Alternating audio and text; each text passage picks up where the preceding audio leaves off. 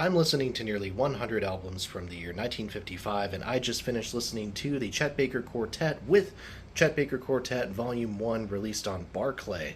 Barclay, a French record label, if I'm not mistaken. This was recorded by Baker in this quartet lineup during a European tour in late 1955. And it was a tumultuous tour, a very cursed tour in the sense that Baker's pianist Dick Twardzik died of a heroin overdose during the tour within, I think, like 2 weeks of recording these songs. Only 24, if I'm not mistaken, so very, very young. And despite that shadow being cast over this record, what we have here is actually a pretty fundamentally really good Chet Baker recording here. Baker's trumpet, once again, as it always is with his records, is a clear highlight. Sounds really great, really bright, kind of blast through these songs.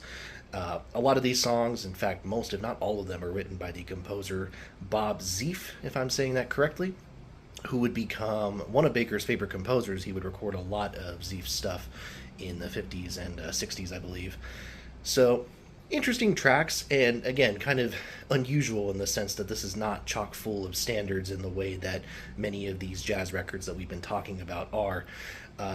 I'm, in addition to Baker's playing, also partial to the drumming of Peter Littman on here, on tracks like Research and Brash.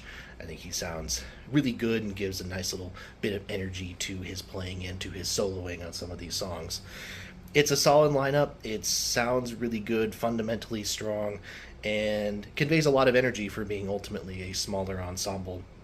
So, not maybe top shelf Chet Baker stuff, but really good and worth your time again, especially if you are interested in the instrumental side of his playing.